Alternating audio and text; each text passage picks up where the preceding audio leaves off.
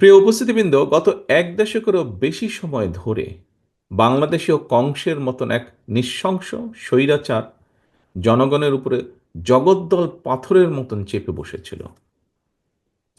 দল, মত, ধর্ম, বর্ণ নির্বিশেষে গণতান্ত্রিকামী বীর জনতার গণ অভ্যুত্থানে গত বছরের 5ই আগস্ট বাংলাদেশ ছেড়ে পালায় সেই কংসরূপী এক নৃশংস গণহত্যাকারী স্বৈরাচার।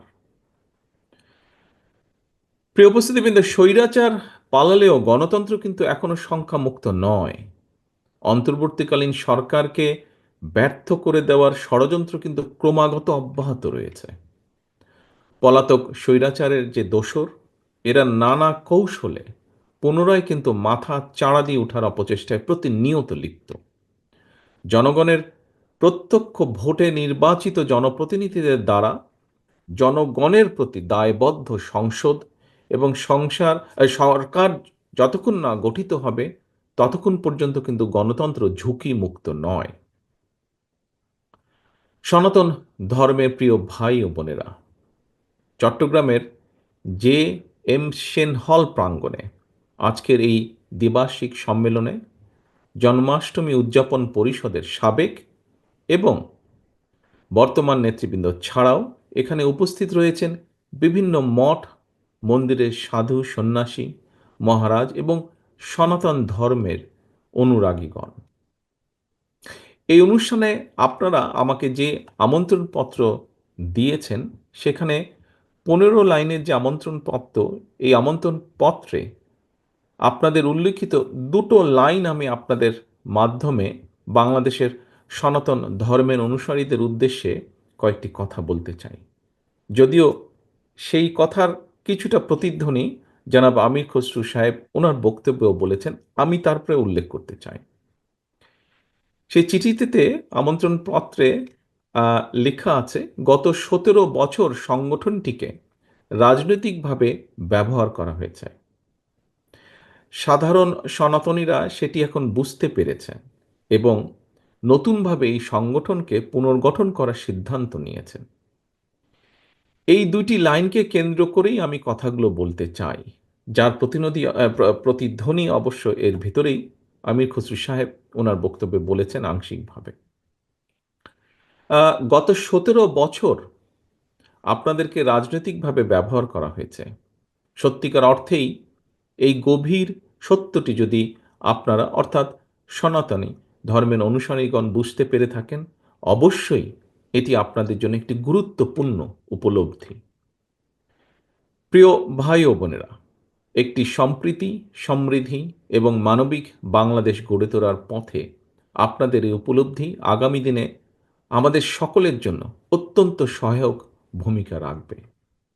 আমাদের জেনে রাখা, সকলেরই আমাদের জেনে রাখা প্রয়োজন, রাষ্ট্র এবং সমাজে নিরাপদ বসবাস নিশ্চিত করতে কোনো দলীয় পরিচয় আবদ্ধ থাকা কারো জন্যই জরুরি নয়। কে সংখ্যাগুরু, কে সংখ্যালঘু, জনগোষ্ঠীর সদস্য, শুধুমাত্র এই পরিচয় রাষ্ট্র এবং সমাজে একজন নাগরিকের নিরাপত্তা নিশ্চিতের গ্যারান্টি কিন্তু হতে পারে না।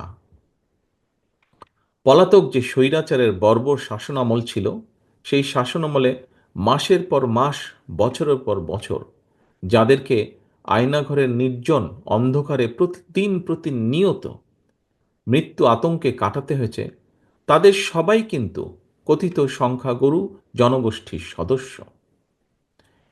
কিন্তু তাদের এই পরিচয়, তাদের সম্মান এবং নিরাপত্তা কিন্তু নিশ্চিত করতে পারেনি। তাদের এই পরিচয় একটি রাষ্ট্র এবং সমাজে গণতন্ত্র, ন্যায় বিচার এবং আইনের শাসন রয়েছে কিনা, সেটি সবচাইতে গুরুত্বপূর্ণ।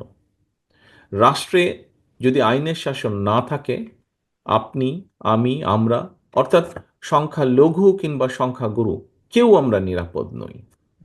সংখ্যালঘু কিংবা সংখ্যাগুরু, দল, মত, ধর্ম, বর্ণ নির্বিশেষে প্রতিটি নাগরিকের নিরাপত্তার জন্য রাষ্ট্রে আইনের শাসন প্রতিষ্ঠার কোনোই বিকল্প নেই। একমাত্র আইনের শাসনই যে কোনো মানুষের নিরাপত্তা নিশ্চয়তা দিতে পারে। প্রিয় সনাতনী সম্প্রদায়ের ভাই ও বোনেরা, বিতাড়িত পলাতক স্বৈরাচারের সময় গত দেড় দশকে দেশের সংখ্যালঘু সম্প্রদায় কিংবা তাদের ধর্মীয় স্থাপনা অথবা বসত বাড়িতে হামলার ঘটনাগুলো যদি আমরা পর্যালোচনা করি, তাহলে দেখব হাতে গোনা দু একটি ঘটনা ছাড়া বাংলাদেশের সংখ্যালঘু কেন্দ্রিক অধিকাংশ হামলার ঘটনা কিন্তু কোনো ধর্মীয় কারণে হয়নি। প্রত্যেকটা ঘটনা নিবিড়ভাবে তদন্ত করলে স্পষ্ট হয়ে যাবে। এখানে আমাদের পুলিশ বাহিনীর একজন সদস্য আছেন, জনাব মাহফুজ। ওনাদের কাছে এই ইনফরমেশনগুলো অবশ্যই আছে। আমরা যদি অধিকাংশ ঘটনাগুলোর নেপথ্যে যে দেখি, আমরা ঘটনাগুলো যাচাই বাছাই করে দেখি, তাহলে আমরা দেখব এই ঘটনাগুলোর নেপথ্যে ছিল অবৈধ লোভ লাভের জন্য দুর্বলের উপরে সবলের হামলা কিংবা অসৎ রাজনৈতিক উদ্দেশ্য। সেজন্যই আপনাদের প্রতি আহ্বান, আপনাদের ধর্মীয় পরিচয়কে ভবিষ্যতে আর যাতে কেউ নিজেদের হীন স্বার্থে ব্যবহার করতে না পারে, সে ব্যাপারে আপনাদেরকে সতর্ক থাকার জন্য আমি বিনীত আহ্বান জানাই। সংখ্যা লঘু কিংবা সংখ্যা গরু, এটি কোনো একটি দেশের জনসংখ্যার চরিত্র বৈশিষ্ট্য নির্ণয়ের জন্য কেবল একটি শব্দ মাত্র, এর চেয়ে বেশি কিছু নয়। এই বাংলাদেশে ধর্ম বর্ণ নির্বিশেষে বাঙালি অবাঙালি, বিশ্বাসী অবিশ্বাসী কিংবা সংশয়বাদী, বাংলাদেশের প্রতিটি নাগরিকের একমাত্র গর্বিত পরিচয়, আমরা বাংলাদেশী। এই বাংলাদেশ আপনার, আমার, আমাদের সবার, বাংলাদেশের প্রতিটি নাগরিক সকল ক্ষেত্রে সম অধিকার ভোগ করবে। এটাই বিএনপির নীতি, এটাই বিএনপির রাজনীতি। উপস্থিত প্রিয় ভাই বোনেরা, সবশেষে আমি বলতে চাই, আমি ব্যক্তিগতভাবে বিশ্বাস করি আপনার, আমার, আমাদের দল বিএনপি বিশ্বাস করে দল মত ধর্ম দর্শন যার যার, রাষ্ট্র কিন্তু সবার, ধর্ম যার যার, নিরাপত্তা পাবার অধিকার সবার। সুতরাং একটি নিরাপদ বাংলাদেশ গড়ার জন্য আমাদের সবার সামনে আগামী জাতীয় নির্বাচন একটি বড় সুযোগ। আমি আবারও বলছি, একটি নিরাপদ বাংলাদেশ গড়ার জন্য আমাদের সবার সামনে আগামী জাতীয় নির্বাচন একটি বিরাট বড় সুযোগ। এই সুযোগকে কাজে লাগিয়ে ধর্ম বর্ণ নির্বিশেষে সকলের জন্য একটি নিরাপদ গণতান্ত্রিক দেশ গড়ার জন্য বিএনপি আপনাদের সমর্থন এবং সহযোগিতা চায়।